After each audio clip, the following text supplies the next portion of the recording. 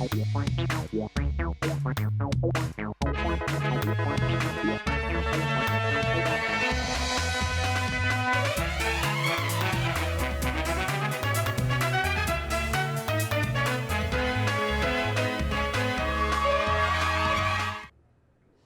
आप देख रहे हैं राष्ट्रीय समाचार। मेरा नाम है श्रुति जोशी। आइए एक नजर डालते हैं आज के हेडलाइंस पर। जम्मू कश्मीर के किश्तवाड़ में मुठभेड़, आतंकियों की फायरिंग में एक जवान घायल, सेना के साथ पुलिस सीआरपीएफ का ज्वाइंट ऑपरेशन जारी। प्रशांत किशोर के उम्मीदवार ने दे दिया झटका, चुनाव से पहले संजय सिंह बीजेपी में शामिल।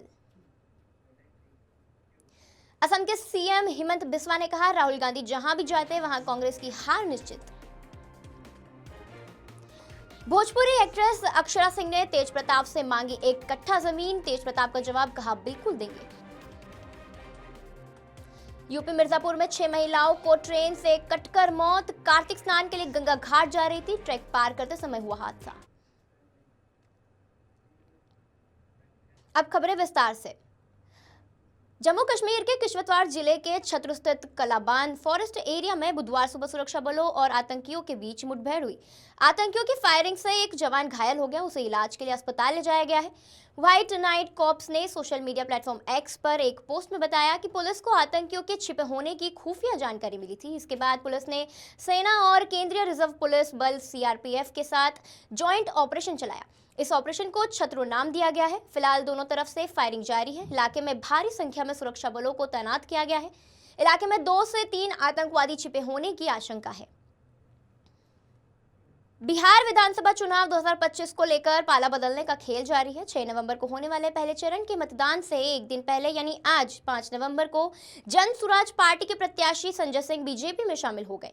ऐसे में जन सुराज पार्टी के संस्थापक प्रशांत किशोर को एक बड़ा झटका लगा है। जन सुराज पार्टी के उम्मीदवार संजय सिंह मुंगेर से प्रत्याशी थे। बुधवार 5 नवंबर को मुंगेर में ही उन्होंने भारतीय जनता पार्टी की सदस्यता ली। मुंगेर बीजेपी के जिला मीडिया प्रभारी चेतन कुमार की ओर से इसकी जानकारी दी गई। मुंगेर में एक छोटा सा कार्यक्रम का आयोजन किया गया। इस मौके पर संजय सिंह ने सदस्यता ग्रहण की। पार्टी में आते ही संजय सिंह ने बड़ा बयान दिया। उन्होंने सदस्यता ग्रहण करते हुए प्रधानमंत्री नरेंद्र मोदी और मुख्यमंत्री नीतीश कुमार को विकास पुरुष बताते हुए उनके नेतृत्व में हुए अभूतपूर्व कार्यों की काफी सराहना की। संजय सिंह ने कहा, देश और बिहार के सर्वांगीण विकास का एकमात्र विकल्प एनडीए है। जनता की आकांक्षाओं को पूरा करने वाला नेतृत्व केवल नरेंद्र मोदी और नीतीश कुमार जी के पास है। बता दें कि पहले चरण में 6 नवंबर को 18 जिलों की 121 सीटों पर वोटिंग होनी है। बात मुंगेर की करें तो यहाँ भी कल गुरुवार को ही मतदान होना है। मुंगेर में 3 विधानसभा सीटें हैं, मुंगेर, जमालपुर और तारापुर। मुंगेर सीट से बीजेपी ने कुमार प्रणय को टिकट दिया है। बिहार में पहले फेज का चुनाव प्रचार मंगलवार को थम गया है। पहले फेज के चुनाव के लिए बीजेपी ने एड़ी चोटी की जोर लगा दी। असम के मुख्यमंत्री हेमंत बिस्वा ने बीते दिन सिवान में सभा की। इस दौरान उन्होंने राहुल गांधी पर तंज कसा। हेमंत बिस्वा ने कहा, यहां भाजपा जेडीयू एलजेपी के लिए सुनामी की लहर है। राहुल गांधी जहां भी आते हैं हार निश्चित है। राहुल गांधी दुर्भाग्य का प्रतीक है। असम में चुनाव है, इसलिए मैं असम के कांग्रेस के लोगों से कह रहा हूं कि वे राहुल को ज्यादा बुलाए। जहां भी वे आते हैं कांग्रेस का जो थोड़ा बहुत समर्थन है वह भी नष्ट हो जाता है। भोजपुरी एक्ट्रेस अक्षरा सिंह मंगलवार को तेज प्रताप के सपोर्ट में उतरी। वे महुआ पहुंची और तेज प्रताप यादव के पक्ष में प्रचार किया। इस दौरान उन्होंने मजाकिया लहजे में तेज प्रताप से कहा कि अगर आप जीत जाएंगे तो यहीं पर मुझे 1 कट्ठा जमीन दे दीजिएगा। तेज प्रताप ने जवाब दिया, बिल्कुल दे देंगे। तेज प्रताप यादव ने 5 जयचंदों में से एक जयचंद के नाम का खुलासा किया है। महुआ में प्रचार के आखिरी दिन यानी मंगलवार को तेज प्रताप ने कहा कि मुकेश रोशन भी जयचंद है। मुकेश रोशन महुआ से राजद कैंडिडेट हैं। तेज प्रताप ने बताया कि लालू यादव की तबीयत खराब है, उसका फायदा उठाकर उनकी जानकारी के बिना मुकेश रोशन को टिकट दिया गया है। यूपी के मिर्जापुर में बुधवार को कालका एक्सप्रेस ट्रेन से कई श्रद्धालुओं की कटकर मौत हो गई। रेलवे ने 6 महिलाओं की मौत की पुष्टि की है। मौतों का आंकड़ा बढ़ सकता है। कई लोग जख्मी हैं। घटना के बाद स्टेशन में अफरा तफरी मच गई। हादसा सुबह 9:30 बजे चुनार रेलवे स्टेशन पर हुआ था। चौपन से passenger train Chunar railway station से प्लेटफॉर्म नंबर 3 पर पहुंची। भीड़ होने की वजह से कुछ श्रद्धालु प्लेटफॉर्म पर न उतरकर दूसरी तरफ ट्रैक पर उतर गए। इसी दौरान दूसरे ट्रैक पर कालका एक्सप्रेस आ रही थी। यात्री कुछ समझ पाते इससे पहले ही 7 से 8 लोग ट्रेन की चपेट में आ गए। इनमें ज्यादातर महिलाएं थी। कई यात्रियों के शरीर के टुकड़े रेलवे ट्रैक पर बिखर गए। रेलवे अफसरों ने बताया कि कालका एक्सप्रेस का चुनार में स्टॉपेज नहीं है, इस वजह से स्पीड तेज थी। प्रत्यक्षदर्शियों ने बताया हादसा इतनी तेजी से हुआ कि किसी को समझने का वक्त ही नहीं मिला। भोजपुर जिले के आरा, बड़हरा, संदेश सहित 7 विधानसभा क्षेत्र में कुल मतदान होना है। उसको लेकर डिस्पैच सेंटर महाराजा कॉलेज से पीठासीन पदाधिकारी और पुलिस बस सारी पोलिंग पार्टियों के साथ मतदान केंद्र की तरफ रवाना हो चुके हैं। पीठासीन पदाधिकारियों कृष्ण कुमार विमल और शिक्षक राजेंद्र सिंह ने बताया कि किसी तरह की समस्या नहीं आ रही है। वहीं दूसरी तरफ सभी मतदान कर्मी ईवीएम लेकर अपने अपने बूथों को रवाना हुए। डीएम तनय सुल्तानिया ने बातचीत के दौरान बताया कि सभी को अपने अपने बूथों पर ध्यान रखना होगा। वहीं एसपी राज ने कहा कि किसी भी सूरत में कहीं से गड़बड़ी ना हो, उसका ध्यान रखना है। कल सुबह में 7:30 बजे से मतदान सभी बूथों पर शुरू हो जाएगा। सूरत शहर बीजेपी के संगठन में फेरबदल की तैयारी जोरों पर है। हाल ही में परेश पटेल को शहर अध्यक्ष बनाया गया है और अब बाकी के 20 पदों पर नामों की चर्चा तेज हो गई है। इनमें 3 महामंत्री, उपाध्यक्ष, खजांची मंत्री और सहमंत्री शामिल हैं। सूत्रों के मुताबिक प्रदेश निरीक्षक शब्द शरण ब्रह्म भट्ट और सुधीर लालपुरवाला बुधवार दोपहर 1 बजे उधना स्थित कार्यालय में पहुंचेंगे। यहां पर हर पद के लिए 3-3 संभावित उम्मीदवारों की सूची तैयार की जाएगी। जानकारी के मुताबिक इस बार संगठन में युवाओं को अधिक प्रतिनिधित्व देने की योजना है। 20 नवंबर तक राज्य के सभी शहरों और जिलों में नया संगठनात्मक ढांचा पूरी तरह से तैयार कर लिया जाएगा। हालांकि संगठन के भीतर मान्यताओं और गुटबाजी को लेकर विवाद भी शुरू हो चुका है। पहले यह तय किया गया था कि शहर अध्यक्ष के पद के लिए संगठन का अनुभव जरूरी होगा, लेकिन परेश पटेल की नियुक्ति में इस क्राइटेरिया को दरकिनार कर दिया गया है। अब यही बात बाकी पदों की नियुक्ति में भी चर्चा का केंद्र बनी हुई है। बताया जा रहा है कि परेश पटेल के नजदीकी कुछ कार्यकर्ताओं ने कार्यकाल में अपनी मजबूत पकड़ बना ली है और उनके समर्थकों के नामों की बिन सत्तावार चर्चा भी होने लगी है, जिनमें एक सौराष्ट्रीय और एक परप्रांतीय चेहरा शामिल है। लेकिन सबसे दिलचस्प बात यह है कि इन नामों में से किसी को भी विधायकों की मंजूरी नहीं मिली है। ऐसे में प्रदेश नेतृत्व ने अब तय किया है कि सभी विधायकों और सांसदों की राय लेकर ही अंतिम चयन किया जाएगा। बुधवार को होने वाली इस बैठक में नाम तय करने के साथ साथ संगठन के अंदर की गुटबाजी भी सामने आने की पूरी संभावना है। अरवली जिले के श्यामलाजा स्थित मैश्वर डैम के तट पर बने नागधारा कुंड का धार्मिक और आध्यात्मिक महत्व बताया जाता है। गुजरात और राजस्थान समेत कई इलाकों से लोग विशेष रूप से अस्थि विसर्जन के लिए यहां आते हैं। ऐसी मान्यता है कि नागधारा कुंड में आस्था की डुबकी लगाने से आत्मा को मोक्ष की प्राप्ति होती है। कार्तिक सुद एकादशी से पूर्णिमा तक हजारों श्रद्धालु यहां पहुंचते हैं और अपने स्वजन के अस्थि विसर्जन के साथ पवित्र स्नान करते हैं। श्यामलाजी मंदिर और नागधरा कुंड परिसर में आज पूरे दिन भक्तिमय माहौल रहा। श्रद्धालुओं ने पूजा अर्चन करके मोक्ष की प्रार्थना की। यहाँ हर साल लोग अपने पूर्वजों की अस्थियां विसर्जन करने आते हैं। मान्यता है कि यहाँ स्नान करने से आत्मा को शांति और मोक्ष मिलता है।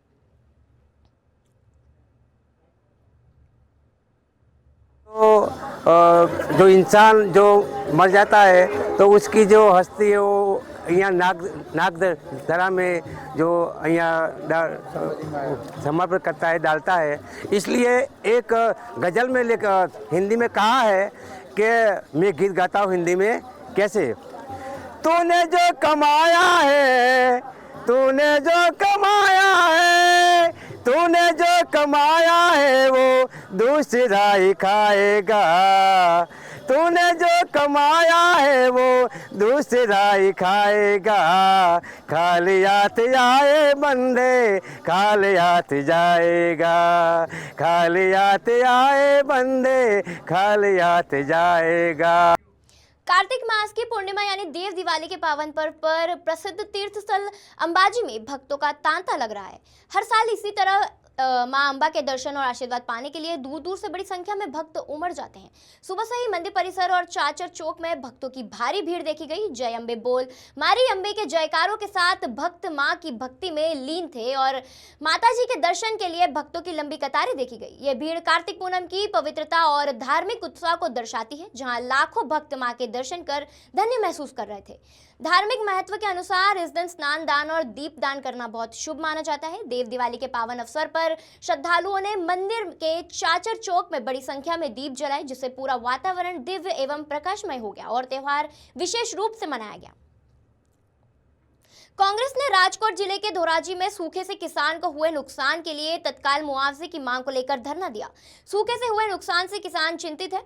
कांग्रेस ने धोराजी में धरना दिया और सरकार को किसानों के हुए फसल नुकसान को मुआवजा देने के लिए जगाने की कोशिश की। इस कार्यक्रम में किसान और कांग्रेस कार्यकर्ता विभिन्न पोस्टरों के साथ शामिल हुए। किसानों ने तत्काल मुआवजे की भी मांग की। कांग्रेस द्वारा आयोजित धरना कार्यक्रम में पूर्व कांग्रेस विधायक ललित वसोया और ललित कगथरा भी मौजूद रहे और ललित कगथरा ने भी सरकार पर हमला बोलते हुए कहा कि सरकार सिर्फ सर्वे की बात करती है। सर्वे टीम अभी तक खेतों तक नहीं पहुंची है और सर्वे में सरकारी सिस्टम फेल हो गया है। अगर सरकार समर्थन मूल्य और मूंगफली रजिस्ट्रेशन के बाद सैटेलाइट सर्वे करा सकती है तो अब सैटेलाइट से सर्वे क्यों नहीं करा रही है। सूरत के महिधरपुरा पुलिस ने 7 लाख की हीरे की ठगी के आरोपी को गिरफ्तार किया है, लेकिन गिरफ्तारी के दौरान पुलिस को एक बड़ा बोनस क्रिमिनल भी मिल गया जो पिछले 23 सालों से फरार था। सूरत के महिधरपुरा इलाके में पुलिस ने 7 लाख की हीरे की ठगी के मामले में आरोपी शंकर पन्नालाल गायरी को गिरफ्तार किया है। जांच के दौरान पुलिस को पता चला कि आरोपी शंकर सिर्फ ठगी का नहीं बल्कि 23 साल से वांटेड चोर भी है। पुलिस जब उसे ठगी के मामले में पकड़ने पहुंची तब सामने आया कि वह महिधरपुरा क्षेत्र में दर्ज पुराने चोरी के केस में भी फरार था। इस तरह महिधरपुरा पुलिस की सतर्कता से एक नहीं बल्कि 2 केस एक साथ सुलझ गए। एक तरफ 7 लाख की हीरे की ठगी का आरोपी पकड़ा गया और दूसरी तरफ 23 साल पुराना वांटेड चोर भी पुलिस के हत्थे चढ़ गया। रेल सूचना एवं प्रसारण तथा इलेक्ट्रॉनिक एवं सूचना प्रौद्योगिकी मंत्री अश्विनी वैष्णव ने अहमदाबाद रेलवे स्टेशन का दौरा किया और यहां चल रहे स्टेशन पुनर्विकास एवं high speed rail bullet train परियोजना की प्रगति की समीक्षा की। मंत्री ने बताया कि देश भर में यात्रियों की जरूरतों को ध्यान में रखते हुए 1300 से अधिक रेलवे स्टेशनों का पुनर्विकास किया जा रहा है, जिनमें अहमदाबाद एक प्रमुख स्टेशन है। स्टेशन पर 16 मंजिला आधुनिक भवन का निर्माण तेजी से जारी है। वहीं सरसपुर साइड पर हाई स्पीड रेल स्टेशन लगभग पूर्णता के करीब है, जिसे अहमदाबाद रेलवे स्टेशन और मेट्रो से इंटीग्रेटेड तरीके से जोड़ा जा रहा है।